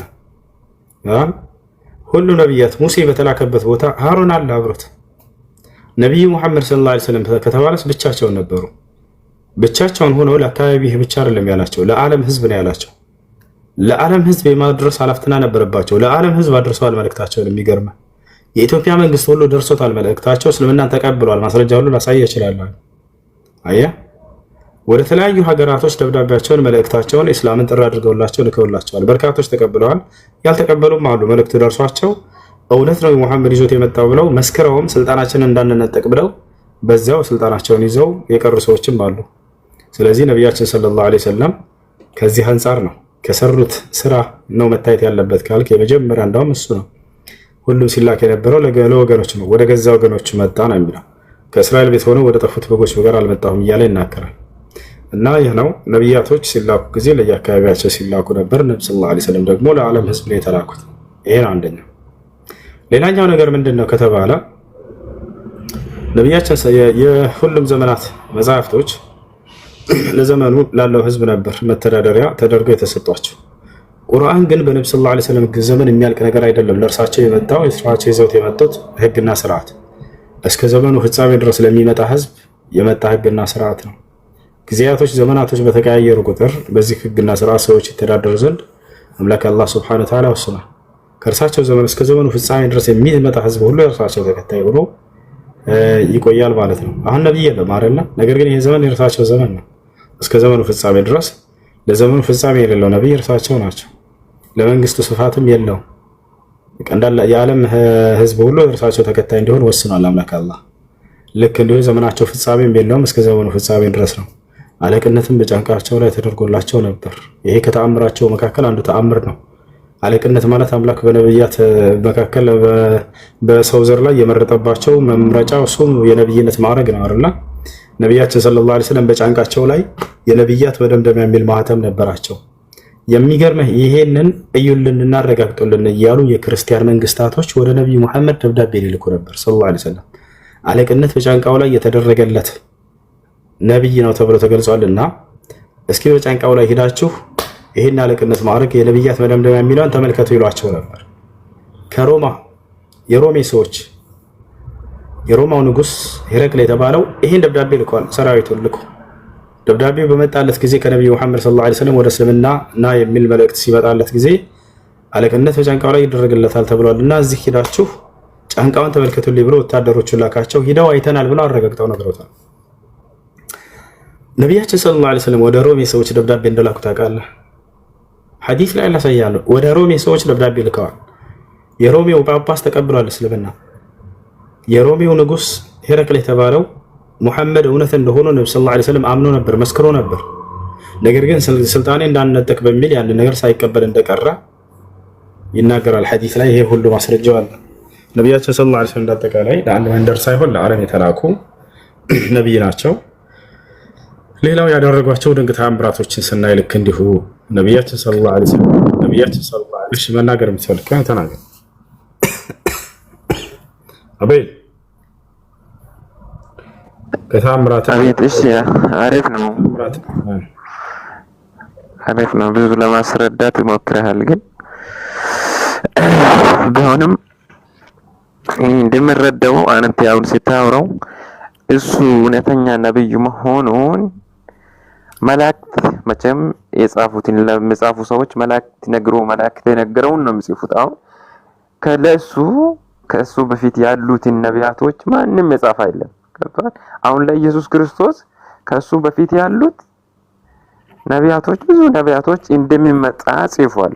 ገብቷል? ኖርማሊ እንደሚመጣ ከእሱ በፊት ያሉ ነቢያቶች ትክክለኛ ጽፏል። ግን ማን ነው ለእናንተ ነብይ ለሙስሊም ነብይ ማለት ነው ማንም የጻፈ የለም። እሱ ራሱ ነው የጻፈ።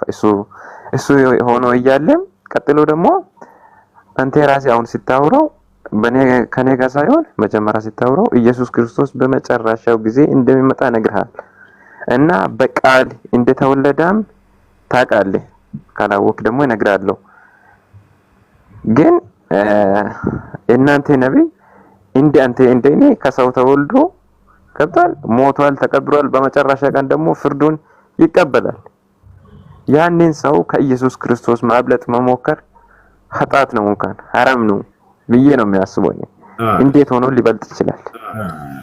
ሞቷል፣ ተቀብሯል እናልከው፣ ሞቷል፣ ተቀብሯል እናልከው እና በሰው ከሆነ መሞት መቀበር ግዴታ ነው። አይዋ፣ ስለዚህ ኢየሱስ ሰው ነው ማለት ነው። ከዛው ሞቶ ተቀብሯል።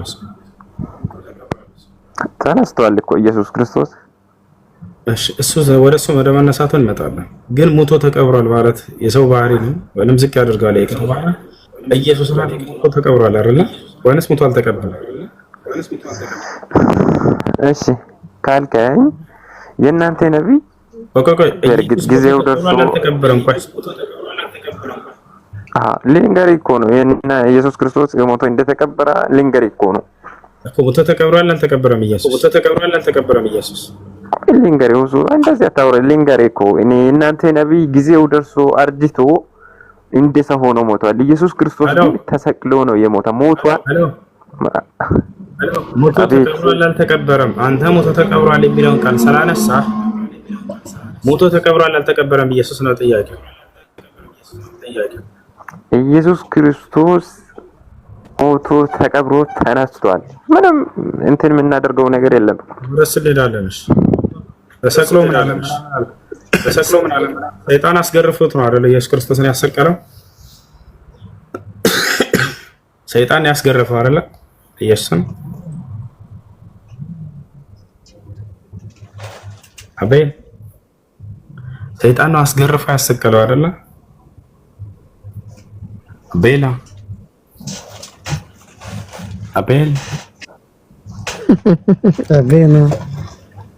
አቤል ሰይጣን ነው አስገርፎ ያሰቀለው አይደል ኢየሱስን? ጌታ ሰው ላይ በራሱ ጊዜ ወረደ። አሁን አሳያችሁ። ሰይጣን ያስገረፈው ሰይጣን ነው ወስዶ ሰይጣን አስገርፎ ነው ያሰቀለው ነው። ላሳያችሁ።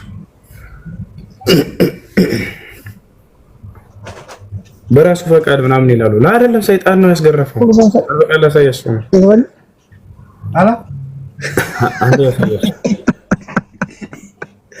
ወይ ለዛራዲ ሱፐርማርኬት ዝገት ምን አለ አልሆይ እሺ ረሳዩ ማሳት ሐሻክ ቢላሽ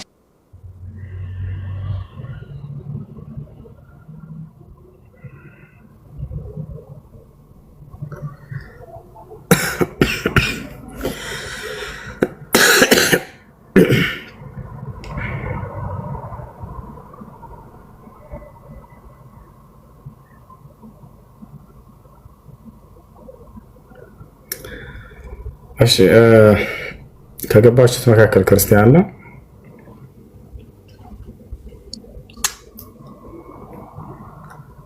እሺ ነው ተመልከቱ። እዚህ ጋር አንዴ የገዛ መጽሐፋችሁ ላይ ነገረ ማርያም ምዕራፍ 3 በአይሁድ ልቦና አድሮ እንዳይሰሙ እንዳይለሙ አእምሯቸውን አሳውሮ ወልደ እግዚአብሔር ኢየሱስ ክርስቶስን ያስገረፈ ያሰቀለ ማን ነው? ልጆች ሰይጣን ነው። 4 ነጥብ። ያሰላ ወልደ እግዚአብሔር በመለኮት አልሞተም ይሏቸዋል አይደለ? በስጋ ነው። ወልደ እግዚአብሔርን ያሰቀለው ያስገረፈው ሰይጣን ነው። ሰይጣን ሊመሰገን ይገባል። ምክንያቱም ሰይጣን ባያሰቀለው ኖሮ ኢየሱስ ክርስቶስን መዳን የለም ነበር። ታቻላልን ያስገረፈው ያሰቀለው ማን ነው ከተባለ ኢየሱስ ክርስቶስን ሰይጣን ነው። ያ ነገር ግን ሰይጣን ተክዷል። ይሄን ትልቅ የደህነት ስራ ሰርቶ አሰቅሎ አስገርፎላቸው እንደገና ሰይጣን ካዱት። ሌላ ጥያቄ አለ። አቤል ሰላም፣ እንዴት ነህ? አዎ ሰላም። ኡቱ ሰላም ነው። እንዴት አመሸህ? አላህ እንዴት ነህ?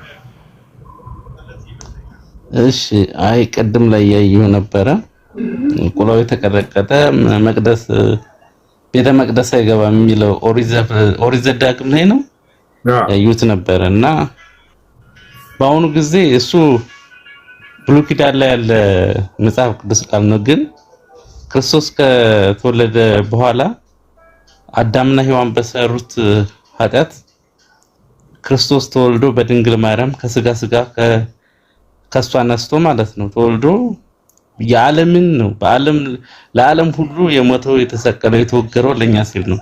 እና ከዛ በኋላ የተሰቀለ እንትን ቁላው የተቀጠቀጠ የሚለው ቤተ መቅደስ ውስጥ አይገባ የሚለው በአሁኑ ሰዓት የለም። ሁሉም ክርስቶስን ያመነ የዘላለም ሕይወት ያገኛል ማለት ነው። ግን እንዴት ነው የሚዳነው?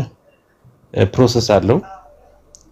እየዳንን ነው፣ ድነናል፣ እንድናለን የሚል አለ። አንተ ክርስቲያን ስለሆነ መንግስተ ሰማያትን አትወርስም።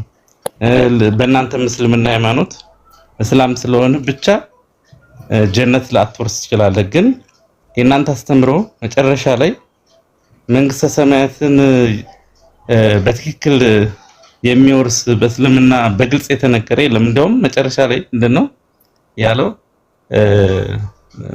አላህ መጨረሻ ላይ ገነት ጀሃነም ሞልታ ገነት ግን ወይም ጀነት ግን አንዳችም ነፍስ አልነበረባትም ነበር ይላል። ግን ከየት መጥቶ ነው ጀነት ውስጥ በእስልምና አስተምሮት ላይ የሚገቡት? መቼ ነው? ያንን ብታብራራልኝ ከቻልክ። አሁን ያልከው ሁሉ ማስረጃ የለም። እሺ ለማንኛውም ጠይቅ። ማስረጃ የተናገርከው ሁሉ ተታሳየኛለህ ከኢስላም? ያው ከሞላ ጎደል ግን እንዴት ነው እስልምና ላይ ማለት አሁን አላህ አይወልድም አልተወለደም ይላል አይደል? ብዙ የሚያምታታ ነገር አለ። አሁን ከ9 ሰዓት በኋላ እንደገና ወደ ቅርቢቷ ሰማይ በአርሽ ላይ ነው ይላል። ያ ነገርስ ለምንድን ነው? አንደኛም ደግሞ የሆነ የሰማሁት አለ ቅርብ ጊዜ አንድ ሰው በእስልምና አስተምሮ ሽንት ቤት ገብቶ ማውራት አይችልም። ለምንድን ነው ማውራት የማይችለው? እሺ አሁን ልመልስልህ። እሺ እያንዳንዱን ጠይቄ መጨረሻ ከሱ ልጀምርልህና ልመልስልህ። እሺ ሁሱ እሺ አንድ ሰው ሽንት ቤት ገብቶ ማውራት አይችልም የሚል ነው። አንደኛ ወደ ሽንት ቤት በምንገባ ጊዜ ዚክር እንላለን፣ የታወቀ ነው። ነብዩ ሰለላሁ ዐለይሂ ወሰለም ሐዲስ ላይ ምን አሉ? إذا دخل أحدكم الخلاء فليقول اللهم إني أعوذ بك من الخبث والخبائث። አንዳችሁ ወደ ሽንት ቤት በሚገባ ጊዜ አምላክ ያላህ ሆይ ከወንድ ሰይጣንና ከሴት ሰይጣን ተንኮል በአንተ ተጠብቃለሁ ይበል አሉ። ስለዚህ እንላለን። ሽንት ቤት ውስጥ ማውራት እዛ ቁጭ ብሎ ማውራትን በተመለከተ ሰውየው ለምንድን ነው የሚያወራው? ምንድን ነው የሚጠቅስ? እየተጸዳዳ ሰውየው እንዴት ነህ ደህና ነህ? ይሄ ነውር ነው አይደለም? ለኛ ከነውርነት አንጻር ነው። እና ሐራምና መክሩህ የሚባል ነገር አለ። እሺ ወገናችን ሐራም ነው ወይ? ላ ሐራም አልተባለም። ሐራም አይደለም። አለማውራት አይቻልም፣ ማውራት ትችላለህ። ግን መክሩህ የሚባል ነገር ነው ያለው። መክሩህ ማለት የተጠላ ማለት ነው። እሺ የተጠላ ነው፣ አስቀያሚ ነው፣ ክፉ ነገር ነው። ሰውየው ግን ቢያወራ ወንጀለኛ ይሆናል ወይ? ላ ወንጀለኛ የሚሆነው ሐራም ቢሆን ነው። እኛ እንደ ኢስላም 5 የሸሪዓ ህግጋቶች አሉ። ሐራም፣ ሐላል፣ መክሩህ፣ ሙባህ፣ ሙስተሐብ የሚባል ነገር አለ። እዚያ ቦታ ላይ ማውራት አጸያፊ ነው፣ ክፉ ነገር ነው ከሚል አንጻር እንጂ ሐራም ነው አይደለም። መክሩህ ከሚባለው ደረጃ ነው እሱ። አልከላም ፊል ሐማም መክሩህ እና ይህ የተጠላ ነው እንጂ ሐራም አይደለም። ነገር ግን የአንተ አምላክ መጽሐፍ ቅዱስ ላይ እግዚአብሔር ካካ በሚካካበት ቦታ እንደማይገኝ ታውቃለህ። ድርሻ ልብዛኔ አልመጣም እዛ ካለ ብሎ ይናገራል። ለምን እርኩስ ያለበት ቦታ እኔ አልመጣም። ልባርክህ ከፈለክ አለ አቤል፣ ልባርክህ ከፈለክ ወደ እየሰማሁ ነው። መጸዳጃ ቦታ በምትሄዱ ጊዜ ይላል እግዚአብሔር ክርስቲያኖች ሲያዛቸው መጸዳጃ ክርስቶስ ችግር የለም ማስረጃ ታሳየኛለሽ። አሳያለሁ። ለመጽዳዳት በምትሄዱ ጊዜ መቆፈሪያ ተሸክመህ ሄድ አለ። ወደ እርሻ ማለት ነው። መቆፈሪያ ይዛችሁ ትሄዳላችሁ። ከዚያ በኋላ ያንን ትቆፍሩና ካካችሁን እዛ አይነ ምድራችሁን ትካካላችሁ አለ። ከካካችሁን በኋላ ጥሎ መሄድ አይቻልም። ክደኑት፣ ድፈኑት አለ። እንደ ድመት ማለት ነው። ከደፈናችሁ ካልሆነ በስተቀር